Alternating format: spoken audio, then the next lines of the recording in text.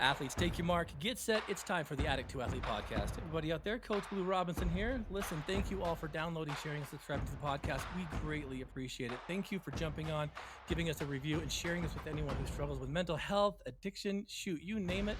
This podcast can help. So thank you for getting it into the ears of those who truly need it. Athletes, keep an eye on our website, addicttoathlete.org. You'll find all of our upcoming events. We got some neat things coming up this summer for all kinds of service opportunities, the recreation, the extracurricular recovery, all that stuff available on addicttoathlete.org.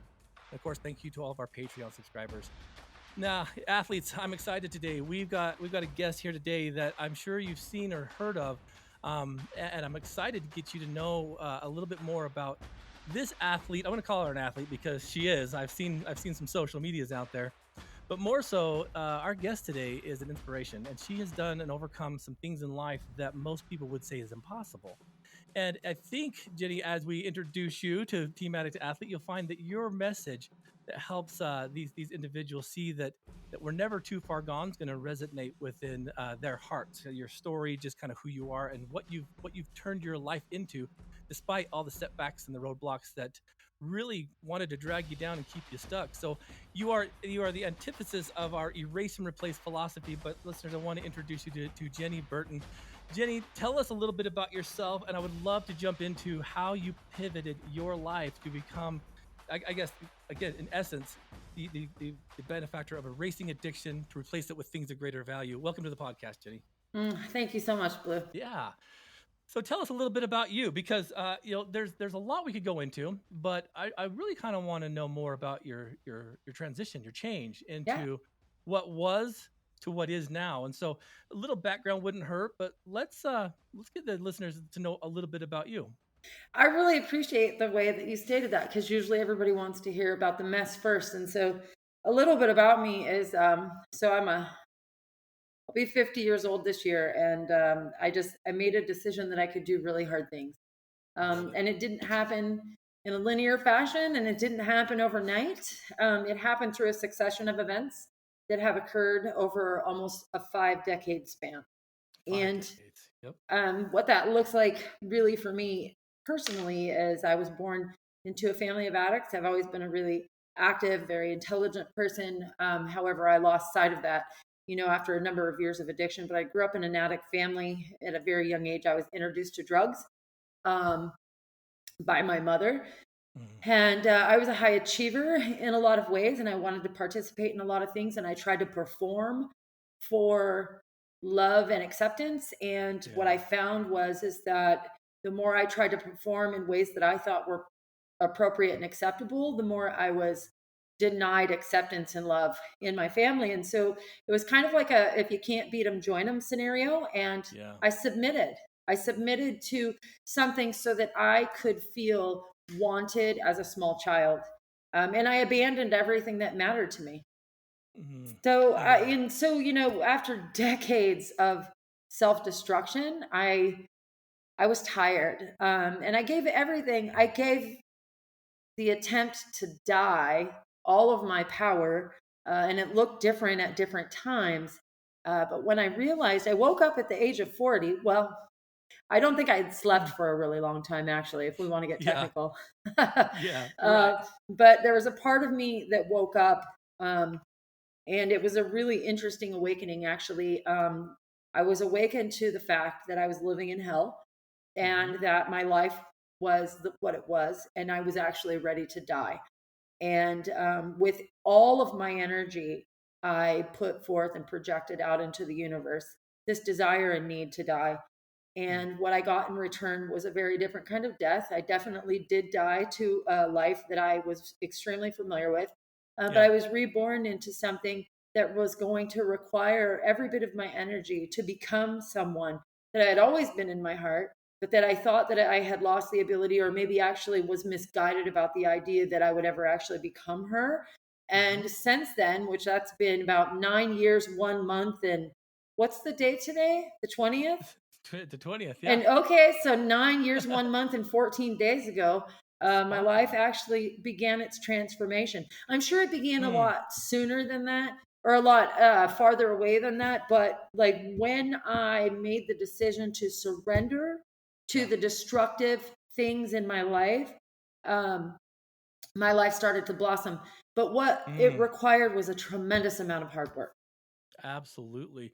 So, listeners, I love how you prefaced all of this, Jenny. And the reason why is because the only reason I think that we've really been able to gauge who you are is because of some pretty heavy duty social media posts, right? Yeah, I'm not sure, but you are one of the individuals whose photos of the before and after have absolutely shocked people. yeah. And as I was listening to the news article that the news did on you, Oh, he there have been mentioned, hundreds of articles all across yeah, the entire world. seriously. So he mentioned though, like how many times you've been like incarcerated and charged and stuff. But I mean, I'm thinking you mentioned something at the very like at the when the last one happened, the last arrest, where you were like, "Thank you, officer, for doing this."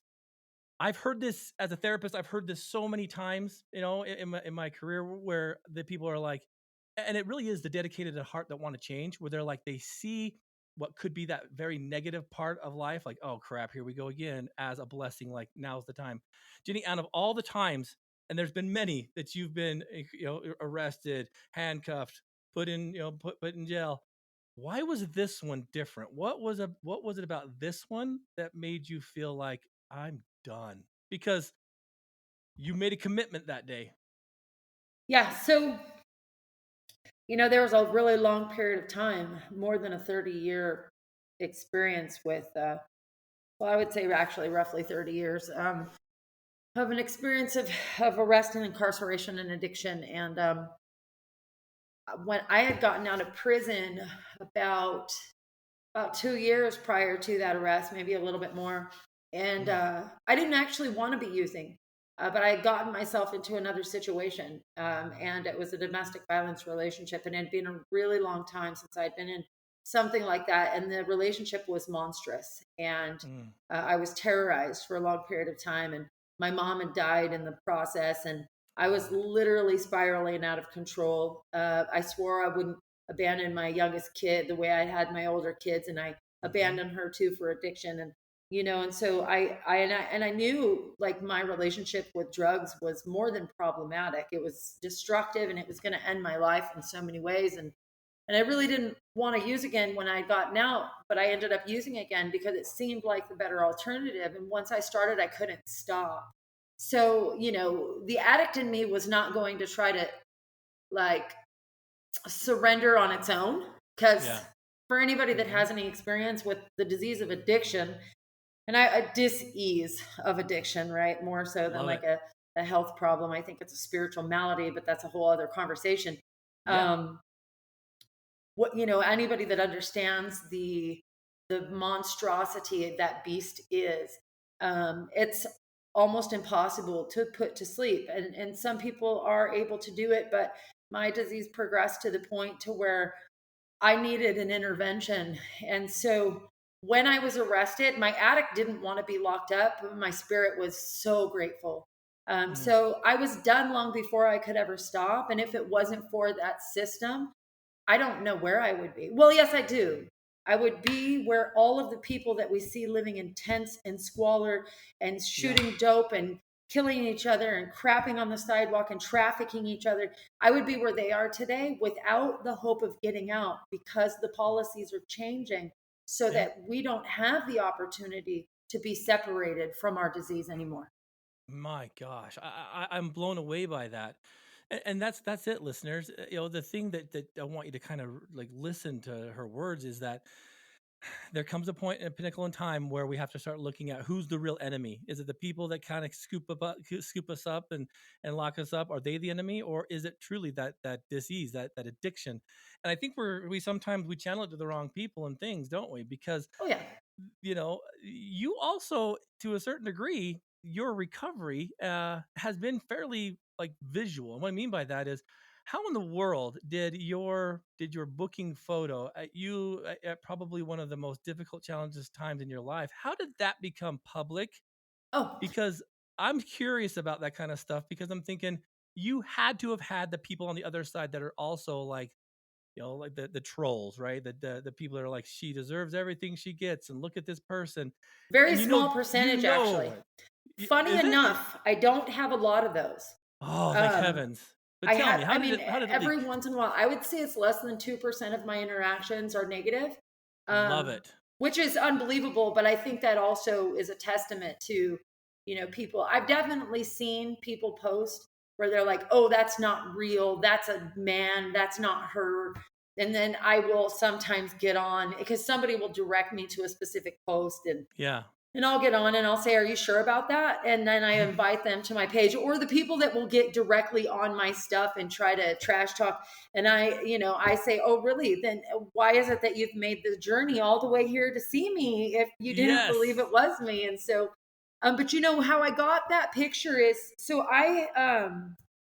one of the things that happened for me is when I got out, I ended up not going to prison for my fourth time, and I ended up in a drug court program.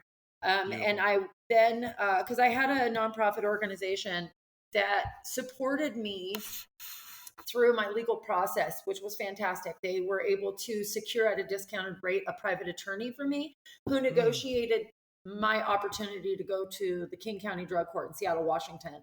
That was one of the best things that could have ever happened for me. Yeah. I never get, aside from that time, opportunities to defer my charges to something else, and so I took full advantage of it. And the thing is the judge that was talking to me, he said, you're not going to succeed. People with your history do not follow through. They do not succeed. And I love a challenge, and I love a Yeah. challenge. And I love it when somebody pisses me off by telling me what I am or not going to do. So, I always Love take it. people on those challenges. But, so the booking photo, I ended up, working in social services. I immersed myself in service from the moment that I got out, and Hmm. helping people like myself initially in the prison system, and then in the homeless industrial complex. But I ended up connecting with this journalist. I was on a number of shows with him. He filmed the redemption of Ginny Burton. His name's Eric Johnson with Como News Mm. 4. And when that process was happening, I petitioned the county for my mug shots from King County because I was tremendously strung out on heroin and cocaine in that photo. And I have Hmm. a long history of drug addiction with all kinds of drugs. It's so funny, people really differentiate. They're like, oh, she was on meth in that picture. Oh, she was Yeah. doing this. I was smoking crack and shooting speedballs, and that's what I was doing That's during it. that time. And I was extremely Hmm. emaciated, and I'm pretty tall and thin as it is. So but anyways, I got a hold of those mugshots, those and some, that one and some others, and I'll be really honest with you, I had never seen myself through the eyes of my clean self Wow. during that time, and it was very emotional. I received a sheet with these small. The pictures were maybe one by one or maybe two by two, you know, and there were a number of them. But I sat down and I looked and I cried. Yeah. I cried because I understood the depth of my hopelessness in that picture. My gosh, that had to be like literally one of the biggest eye openers of life. But that's the thing, is turning your mess into the message, right? And Yeah. and and saying, "Hey, I can do this." I'm curious because again, the judge is looking at you and he's like, "You're never going to make this." Drug court's a beautiful thing. It's how I started this program actually, is when I was working as a therapist in a program that had drug court. And the kids that are the kids, the adults I was working with were like, "Hey, we don't really like doing these other community meetings." And so we started Addict to Athlete to help them. But I'm curious, when did you switch over from I'm gonna stop being like contributing to this problem and I'm gonna start alleviating the problem? When did you switch to say I'm gonna start giving back? Because I think that service mindset, people that go through this are the most amazing people that can motivate and inspire because they've been through it. But I'm curious, how did you make the transition from like literally addict to scholar? Well, I think that had always been a huge part of me from a young child. I was in Excel programs, but Mm, what one I always have to give a little context. Sorry, I can be very wordy. I love it. Um, but when I got locked up, I knew I hated myself. Right, I knew I hated myself when I was arrested in the backseat of the cop car.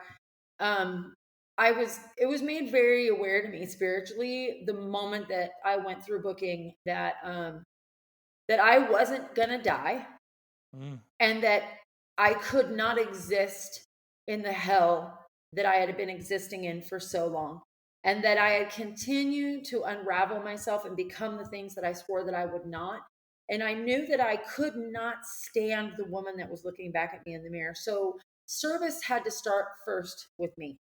Mm. I had to figure out how to love myself. And what that process looked like was, okay, I'm telling myself things that I've adopted on as my truth, but I didn't feel that way about myself, at the Yeah. age of 6, at the age of 5, because I had to take it all the way back, right? And Mm-hmm. because I had to really reflect back, like, okay, when did this start? I don't really know. Did you feel this way about yourself at this time? And it's like I don't think that I did. I remember feeling like any little girl probably did, like special and fantastical. I was in ballet and could be a ballerina and maybe, just do all of these things. And so at some point I consented to believing these messages, right? Mm-hmm. And there's a high probability that because they were not my messages, that they were lies. Yeah. So I decided at that time that I would change the message. And so I Mm. started practicing, one day at a time. I wrote a list of things I didn't believe about myself, that I was capable and worthy and strong and a good mom and a good sister and a good parent. And I mean, a good wife and a good, whatever I was at the time. And I started saying these things to myself. And so, and then I started studying, scripture and meditating and doing different things that I had done in the past that helped me to change parts of myself. And so my service really started early on in incarceration, where I would Yeah. try to share this hope and encourage people to go to 12-step programs, because I did have a previous experience with 12-step programs. Mm-hmm. So and that's kind of how I am when I'm trying to be healthy. I try to find and take advantage of every opportunity to grow myself, because I know that my foundation was very fractured and there were Yeah. a lot of things I didn't learn. And so as soon as I got out, I immersed myself in this service, because I think I had an innate belief at that time that even though people come in with well intentions, Mm-hmm. they don't often know how to address some of the underlying causes because they don't have the experience. And so, and I think that actually is more of a universal or God Yeah. given, I think, calling would be the Yeah. right way to say it. And the more I showed up in that path, the more I showed up in what would eventually become a very solidified calling that was a result of prayer. And it often feels like a huge burden that I don't want to carry, but Yeah. I know what it's like to not live in that calling, right? Yeah. And the turmoil and despair and destruction that come along with not, it just makes a whole lot more sense to keep moving forward where I'm at. And Hmm. but there's another part of it where the antidote to me is you. I'm a self-centered being. Yeah. If I am not helping someone else, I'm thinking about myself. Mm-hmm. And so I'm not afraid of getting loaded again. I'm not afraid of going to prison. I'm not afraid of the behaviors. I don't like myself when I'm participating in those things. Yeah. And I'll tell you what I am afraid of, though. I am afraid that if I'm not serving others, that I will go back to living in the hell. And it doesn't matter to me if I'm clean, if I'm loaded, if I'm incarcerated. Feeling the Mm. way that I felt about myself for so many years, it's just not worth it to me. So it makes sense to me. And more than anything, I want to see people thrive. And Yeah. I know that if I can, so can anybody else. You're living proof of that. And it's one of these things where someone would look at you, as they have with me. I've been clean now for 20 plus years. Nice. And they're like, how? Yeah. That's easy for you. Look, and I'm like, no, it wasn't. Yeah. You probably get the same thing too. Like, well, it was easy for you. I'm different. No, you're not. We can all do these hard things, right? I mean, Right. you've heard it from people that's like, well, that's you. I'm like, no, there's a Yeah. universal truth in what you're speaking, right? Yeah, I'm not extraordinary. And Yeah. that's the message that I try to share. And the thing is that I was coming into the rooms for a long time looking around at everybody else saying, yeah, people like me don't actually get clean. I'm Yeah. not hearing myself in any of these shares. Hmm. And then what happened for me is I had this friend, her and I had been to prison together. We met in 1994. She was going to prison for a murder beef. And she got out. She was crazy as a bed bug, Yeah. went through some addiction. Her and her girlfriend like shot each other and stuff. And but she got clean. Mm. And then her and I saw each other at a meeting. We actually had beef for a while. And I was like, I was all cracked out coming into a meeting, probably with some leaves in my hair, but looking for a cup of coffee, and hopefully recovery would hit me upside the head like a ton of bricks and I might get my life together. And her and I saw each other, and she immediately just had compassion. I was like, we can go outside and do this if you want to. I'm like, whatever. Cause I got no sense when I'm on drugs. And so, right. But what ended up happening was something very different. And when I saw her, she stayed clean, and I went to prison and got out, and she was still clean. And then I got into that relationship, and I was loaded again. And then I got locked up again, and I got out, and she was still clean. And she was going through all this crazy stuff, but I knew that she was as crazy as I was. So she was that piece of hope that I needed to believe that it was possible for me too. And that's what I try to offer people, right? I try to offer like, yeah, dude, I am not special. I haven't been gifted anything. Like, I just force myself in everything that I do. I force myself to get off of my butt and do it anyway. I often do not feel like doing half of the things that I do. I feel uncomfortable. I feel intimidated. I feel insecure. Sometimes I feel old. I mean, I feel all kinds of things. But what I know is like, my feelings are only as valid as I allow them to be, and they only have as much power as I give them. What do I actually want my life to look like, right? Because I'm just going to go ahead and ignore the crap going on in my mind, and I'm going to get up and I'm going to move forward. And where I learned how to do that better than anywhere else was on a mountain. Yes, and I want you to talk about that, because what I'm hearing you also say, and listeners, please, you've heard us talk about this before here on the podcast, is discovering your soul purpose. And that's not as easy as some people think, and it took a lot of time and a lot of effort, a lot of incarceration for you to find that soul purpose, and it's to serve. You are a servant. So that's what I am. I am a therapist. That's what I do for a job. That's what I do for my career, everything. But it's like we make crappy creators. I can't build anything to save my life, right?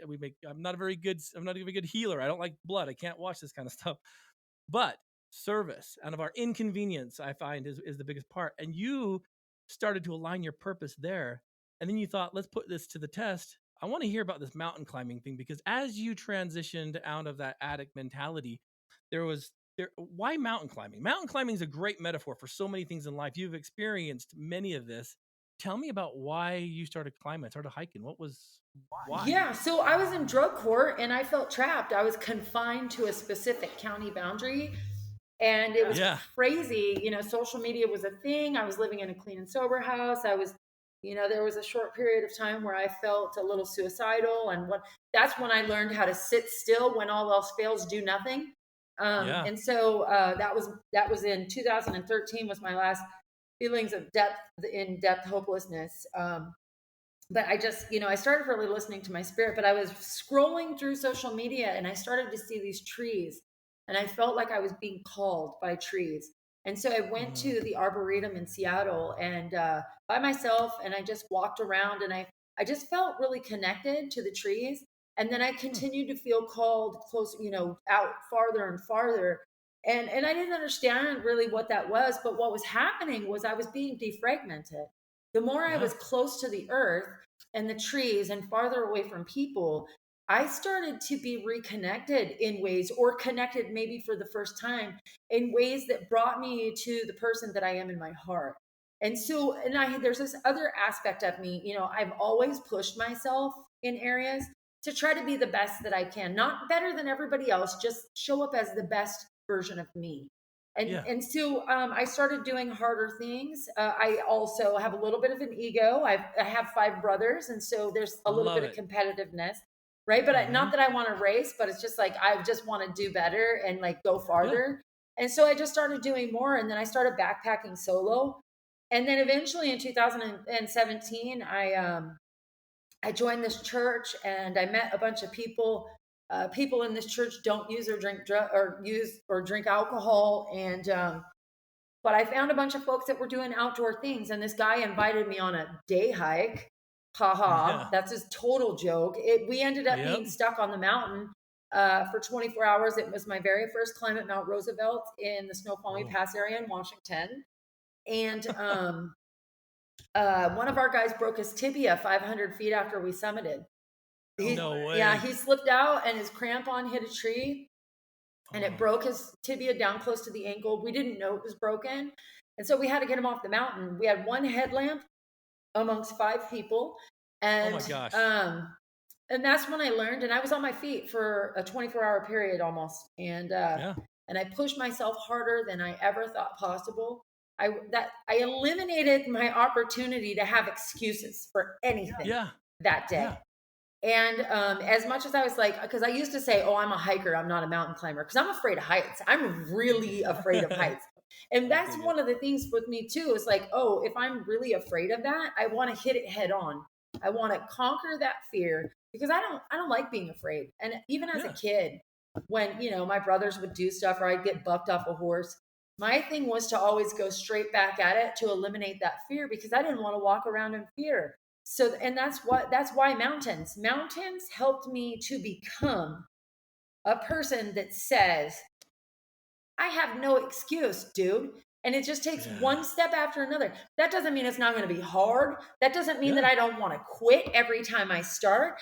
But I'm going to tell you the view in every different part of my journey, you cannot even fathom it, not even through pictures. Pictures do not do any of it justice.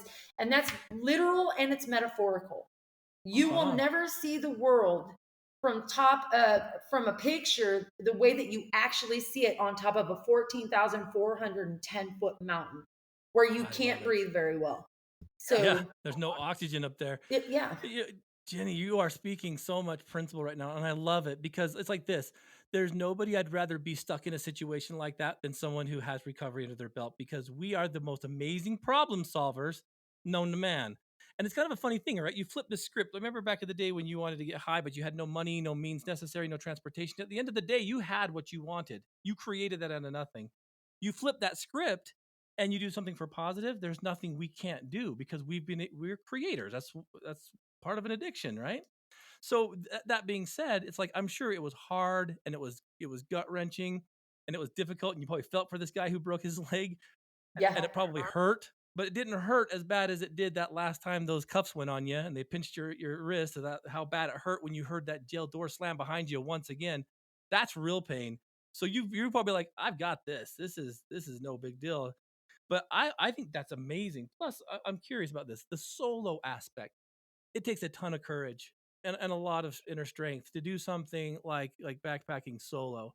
Um, Tell me why. Why did that pull you to do these things by yourself? I mean, when you're in recovery or in addiction, being alone with your own thoughts is scary. How did you manage that? How did you cope with it? Well, how it started actually, my husband and I were together. He relapsed and he was supposed to go on my first backpack trip with me. Mm-hmm. And I had kicked him out because he relapsed, but we were still talking, of course. But he didn't show up. He had work. Well, I wasn't going to give up my time that I had scheduled. I took vacation time for that. And I really wanted to go because what I get out of being out in the mountains is something that maybe wasn't the same for him, because he came from a different kind of foundation. So it provides me something different. And it's something that I'm extremely passionate about and have actually switched addictions with. Right. And so, and it's something that really benefits me spiritually, mentally, and physically. And so, and that's been my practice for a long time is body, mind, and spirit. And, so that's how it started. And then what I found is that what I got from that, pushing myself by myself, fulfilling my goal that I set when nobody's watching. Yes. Knowing that I'm capable of taking care of myself, which I've always done a lot of things by myself because of how I grew up. We were raised around bikers and all kinds of stuff. And you don't bring people to biker clubhouses because they're a liability. So I got really used to doing a lot of things by myself because then I'm not responsible for anyone else. So that's kind of how a lot of it started. A lot of my friends in recovery were not participating in mountain sports.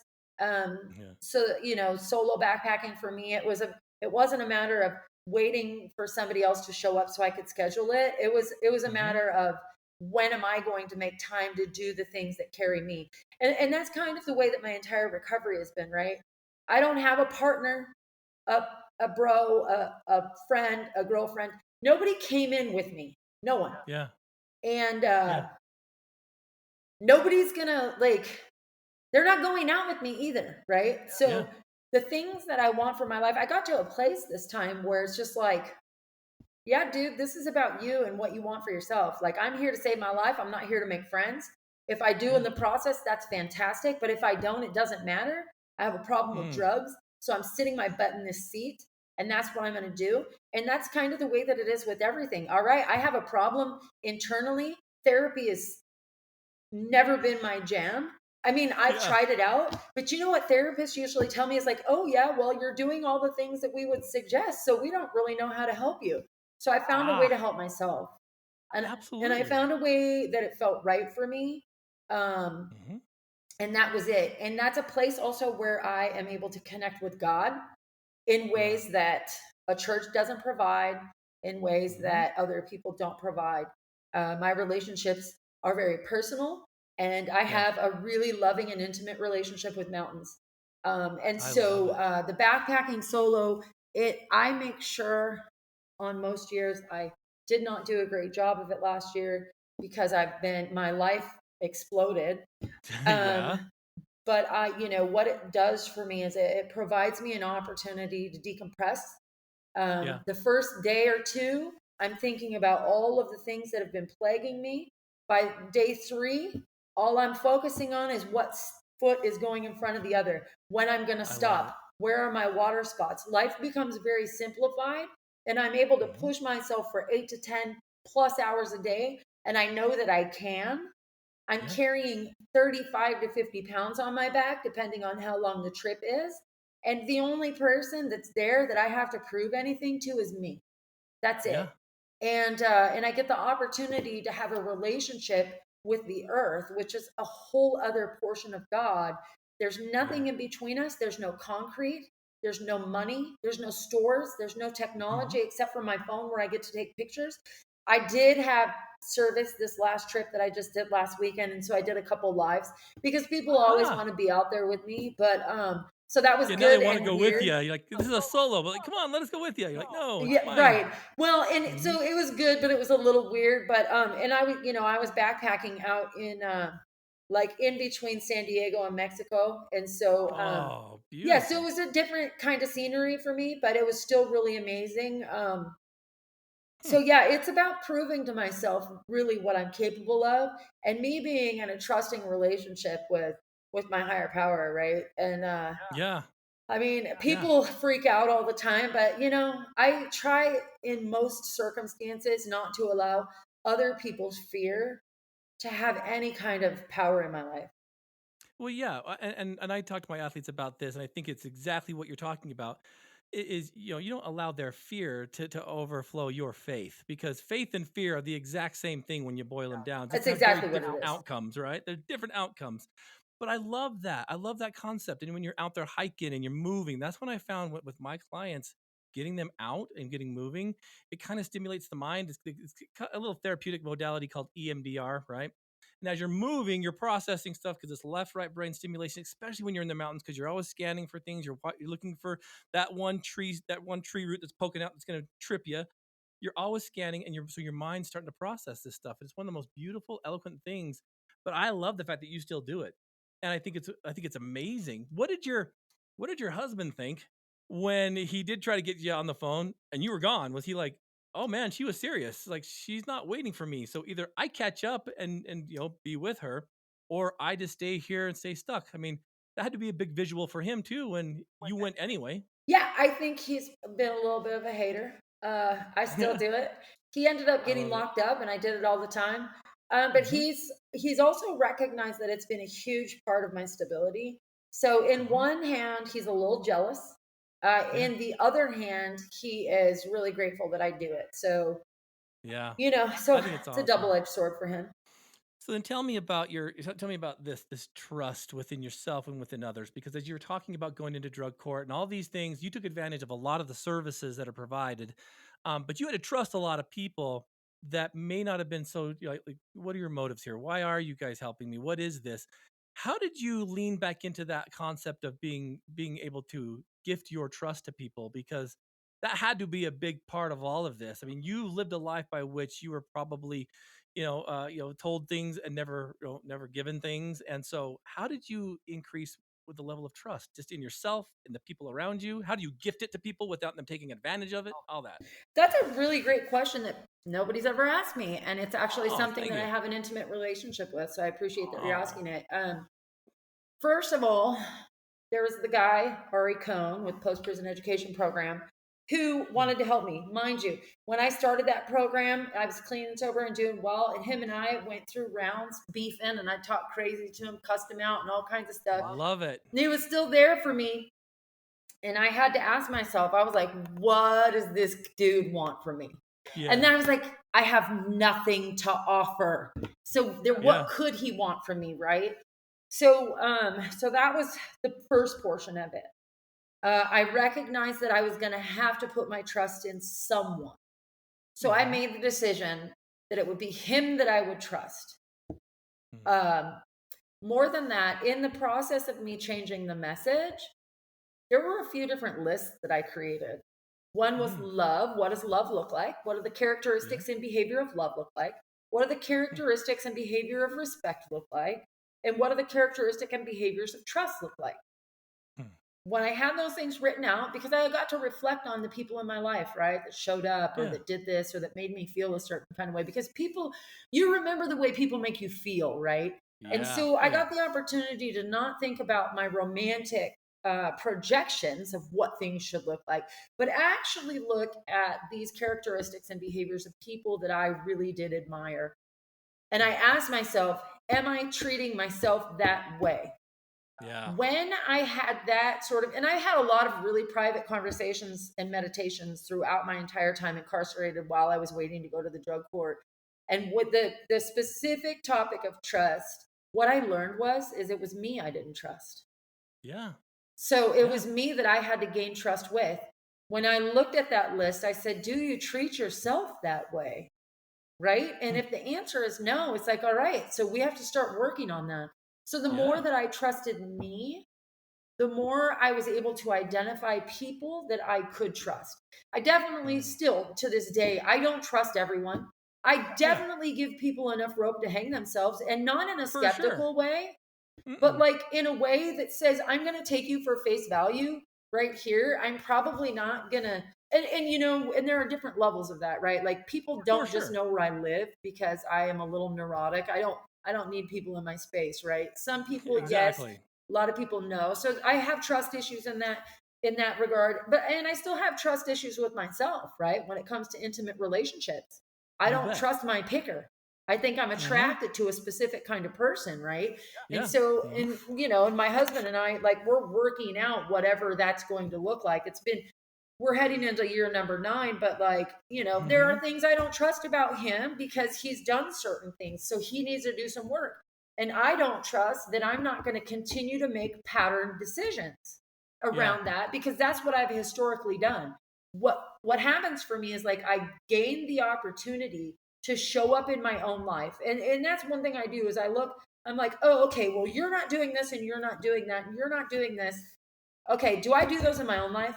Am I Yeah. acting that way toward other people? And that's what I try to always turn it around on, right? If I'm always Yes. turning it back on me because I Mm. can usually adopt on the judgment that I'm throwing out at others. And, I can usually like attach that to myself. And so For it's sure. like, all right, which part is the most uncomfortable and let me work on that. And so and that might seem a little all over the place, but that's my No. relationship with trust. And I love it. there are some But people when that I just trust, but like I'm not going to give you everything, right? So maybe yeah. Blue is like great at relationships and great at money management, but maybe he has crappy relationships at work, right? Maybe he Yeah. cusses out his boss. I'm probably not going to go to Blue for, advice about Yep. employment. You know what Exactly. I mean? But I'll come to you about Mhm. relationships or money. And so that's another thing that I do. Like I pay attention to people's walk and their talk. Mm. Like, and if you're aligning, like I know that I can probably trust you to give me decent advice on this area. That's the ticket though. And I love the fact that you project all that out. And now for that inner work on those solos, when did you switch to being able to trust yourself? Do you? Because that's a big one too. Most of my clients are like, hey, that's the hardest one. I'm like, but look at your track record. Look, even during the worst times of the worst times, the worst things that you've done, you're still here. So you can trust yourself to that degree. So I'm curious, how did you wrap your head around trusting yourself? Yeah, I think I just got honest with myself, right? Like I recognize that Beautiful. everything that happens in this little sphere of myself is a Yeah. result of a decision that I've made, right? Or a decision that Beautiful. I didn't make. Yep. And so like for example, uh all right, how does Jenny trust herself? Is she going to show up for her kid and her kid's, birthday event, right? Well, normally Yeah. I don't because I make an excuse. Well, Yeah. yeah, we're not making any excuses. If I'm overbooked, oh, hey, guess what? I'm going to go ahead and call this person and say, yeah, I can't make that, right? So I Yeah. just started showing up in my life and to stop making excuses, Mm, stop yeah. giving myself an out because I didn't feel like it. Like I started following through on commitments even when they felt hard. I Yes. recognize that, and this is a big. I have a relationship with this. Whatever we tell ourselves is the truth, right? Yeah. And 100%. so I have to really pay attention to what I'm telling myself. And I have to Yeah. like really critically think about whether what I'm saying is actually relevant and true. And I need Uh-huh. to also identify whether what I'm saying to myself is rational, whether it's founded in reality or not. And so, Yeah. I mean, that's really kind of I love how it. that happened. I stopped making excuses and just started showing up and putting one foot in front of the other. And I also, in that statement, I stopped having an expectation of me to show up in some shiny way Mm, that's not realistic. I just showed up as I myself. love it. The reality of it all, Jenny. That is beautiful, and that's the thing with this, listeners, is she's telling you to make the next best decision. To get out of your comfort zone a little bit. To stop making excuses, and that to me is beautiful. I'm curious though, and I know we're getting close to time, but I want to touch base on this because this is amazing. I mean, growing up in the world that I did similar to yours with crazy drug addicted parents, moving around all the time, all kinds of crazy stuff. We have great excuses, Jenny, not to succeed. I carry scars on my back from abusive stepfathers my mom thought would be great, to bring home to us kids. We have great excuses to be the world's best addict, but we didn't take it. We rode that pony for a while. Then we're like, well, I'm gonna walk from here, thanks. Yeah. When did you decide to, after prison, after incarceration, after drug court, all these things? Why school? Like, you went back to school. To me, that was the most terrifying thing ever. When I was dating my wife Marissa, who you've been conversing with, and I went back to college, I'm like, I'm the first one to ever graduate high school in my family. No one's ever even said the word college. I was scared to death. How did you do that? Yeah, well, first of all, I was super pissed. So I worked for the post prison education program for a while and we pushed post secondary education, right? Except Yeah. for I have this huge issue with the government and everything turning into a business and everything being monetized, right? Like, You're and we here. can look at the Mm-hmm. whole entire country. It's usually not personal, it's all about money. That's a whole other 100%. conversation for a different episode. But Yep. um what happened was in 2016, I was beaten in my home by the guy that I'm married to. He relapsed and broke in under the influence of alcohol, extreme alcohol influence. And Mm. he beat me on a 911 call. And because I was trying to get him to just leave for a while, but that didn't happen. And so that happened. And then I was supposed to the very next day on July 5th start a job where I was supervising 3 men's programs. I was working in social services at the time. And I didn't Wow. know, well, first of all, I was covered in bruises, my whole from head to toe. And so I Mm. couldn't start the position because I'm working in social services, probably not too keen on, having a new supervisor start, looking like they just got battered in a bar fight or something. And so, Yeah. I was battling a couple things at the time. Am I going to make it through this without this being the event that breaks me? Um, Mm-hmm. what am I actually doing? Am I going to be okay serving these men? Right. So I did go on in a couple of weeks to serve these guys. And I was supervising 3 programs and shoving these guys into housing. And they're my own people. They're my own people. Yeah. Right. And I wasn't serving them at my highest capacity because I wasn't actually teaching them how to be independent and sustain a healthy living situation. Right. Okay. And then And then I'm like actually helping the guy that did what he did to me, but I was also testifying against him. He was looking at a life sentence, and I thought that was ridiculous. I thought it was excessive, and I thought he needed services and he needed to do some time in prison, but not that much time. It Yeah. just wasn't. Nobody is served by that, right? And so, Right. and I knew I had a conversation with the prosecutor's advocate that said, well, we believe if we give people really long prison sentences, they learn how to make better choices. I wanted to fall over and die. And at the same time, I am working under someone else's contract to fulfill an agenda that I was not actually aligned with. That doesn't mean that I didn't get something out of serving individuals, but I knew that I needed to make changes on a larger scale because I started to recognize that the policy that was being created to serve my people on every freaking point was being created by people without lived experience. And I knew that there was no way I was going to be able to enter that arena with my background. And so I made the decision to go to school. And yes, a number of years ago in 2009, this guy prophesied over me while I was in prison, and he told me I was going to make prisons a better place to live. And I always carried that in my pocket, right? And so I've also had like a intimate relationship with the law of attraction and things like that. And I've just been watching my life manifest in regards to lists that I've made in the past. And so anyways, so I started praying while I was going to school. I started graduating every quarter with honors. I started to apply for scholarships. I was named a semifinalist in one of the largest community college scholarships in the nation. And then I entered in, I applied, I was being recruited by Ivy League colleges at this time. But I applied to the University of Washington, and I was accepted, and I entered into the University of Washington as a Martin Honor Scholar. And then I won the Truman Scholarship for Washington State in 2020, which I didn't realize what a big deal that was, but it's a really big deal. So, so that was it. My whole goal, and I was doing it with a lot of prayer, like, God, if this is what you want me to do, you're going to have to make a way because I don't want to accrue a bunch of debt. And my prayers were literally answered.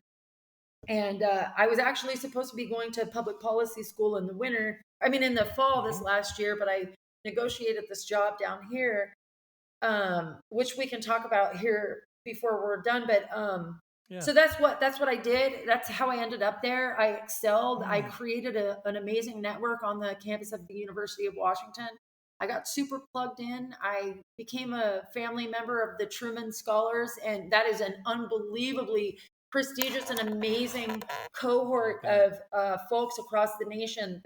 I think that they've been giving out the scholarships since like the 70s or something. But anyways, yeah, so it turned into something way more than I thought. I was landing on the front page of the political science department and of the University of Washington, Seattle thing. And then I started to be interviewed for all kinds of other stuff. And so, it's all about service to others. It's all about changing systems so that I can help as many people as I can. That's why it started. That's how it started. And that's where I'm still going. I love it. Ginny, I'm blown away because we have a saying around here that the troops aren't coming, that we have to be the troops. Oh my gosh, I love that you said that. Troops. Nobody's coming to save you, dude. You got to save yourself. Nobody.